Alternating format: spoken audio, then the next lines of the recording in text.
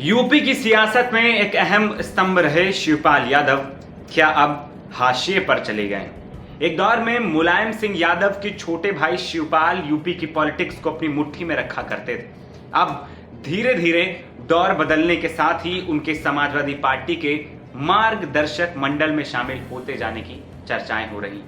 ये सबके सामने है कि अब अखिलेश राज में उनके कदम बैकडोर पॉलिटिक्स की तरफ बढ़ रहे हैं। सियासी गलियारों में भी चर्चा है कि शिवपाल धीरे धीरे उसी भूमिका में नजर आ रहे हैं जिस भूमिका में भारतीय जनता पार्टी में लाल कृष्ण आडवाणी, सैफई परिवार के शिवपाल यादव भतीजे अखिलेश से लंबे मनमुटाव के बाद साथ आए थे। यूपी 2022 विधानसभा चुनाव के समय से ही दोनों में एकता बरकरार है। इस बार के लोकसभा चुनाव के बाद अखिलेश यादव के सांसद बनकर दिल्ली जाने के बाद से यह उम्मीद की जा रही थी कि चाचा शिवपाल को यूपी विधानसभा में नेता प्रतिपक्ष बनाया जाएगा। शिवपाल समर्थक एक बार फिर पार्टी में उनकी स्थिति मजबूत होने की आस लगाए बैठे थे, लेकिन फिर एक बार शिवपाल यादव और उनके समर्थकों के हाथ निराशा लगी। कहना गलत नहीं होगा कि शिवपाल अब हाशिए पर जाते दिख रहे हैं। सीनियर नेता माता प्रसाद पांडे को विधानसभा में नेता प्रतिपक्ष बनाकर अखिलेश ने यह संदेश भी दे दिया।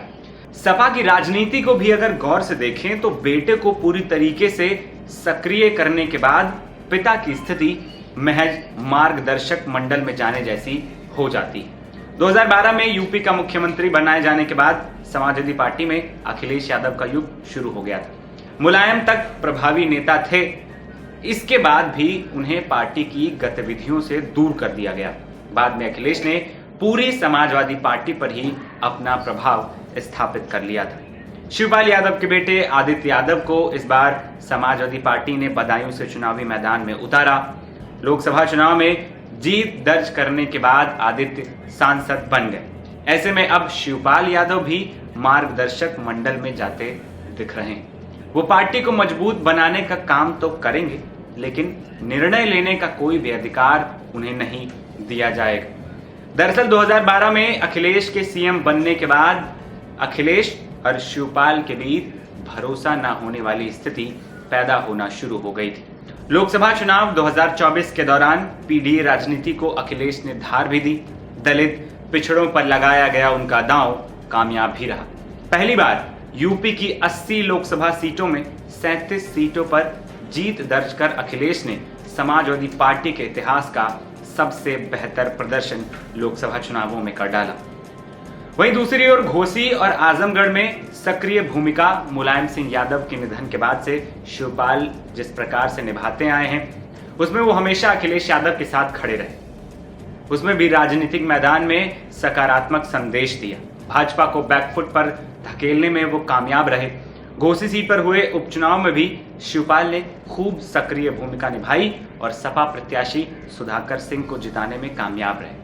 वहीं शिवपाल के शुरुआती दिनों की बात करें तो अपने सियासी करियर की शुरुआती सालों में शिवपाल यादव ने मुलायम सिंह यादव के लिए पर्चे बांटने तक का काम किया था। दूसरे कई दिग्गज नेताओं की रैली का आयोजन भी शिवपाल के कंधों पर हुआ करता था।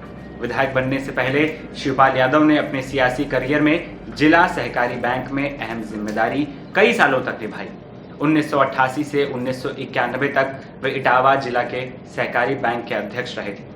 इसके बाद 1994 से 1998 के बीच यूपी के सहकारी ग्राम विकास बैंक के अध्यक्ष पद पर भी वो रहे।